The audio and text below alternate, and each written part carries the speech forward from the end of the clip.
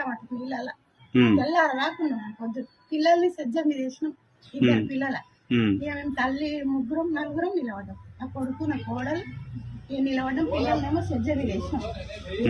ప్రతిసారి వర్షం పడి తింటేనా?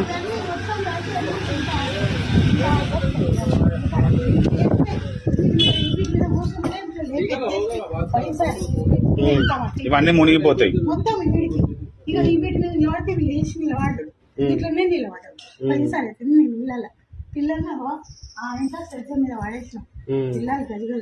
ప్రతి వర్షాకాలం ఇదేనా అమ్మాయిగా మీకు? మీ అధికారులు ఏం చేస్తలేరు? మున్సిపాలిటీ వాళ్ళు వచ్చి ఈ రోడ్ వేసి ఎన్ని సంవత్సరాలు అవుతాయి? ప్రతిసారి మీకు వర్షం పడితే ఇక్కడ దాకా నీళ్ళు వస్తాయి.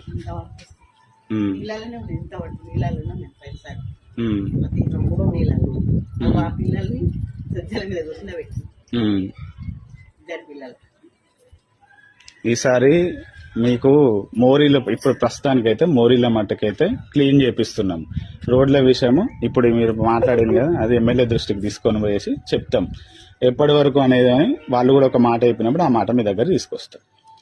రోడ్డు విషయం వస్తాయి. ఇక మీరు ఈ రోడ్ ఎట్లుంది అనేసండి, ఇట్లా ఉంది, స్లోప్ ఉంది, ఇక్కడ నీళ్ళని జామ్ అవుతాయి.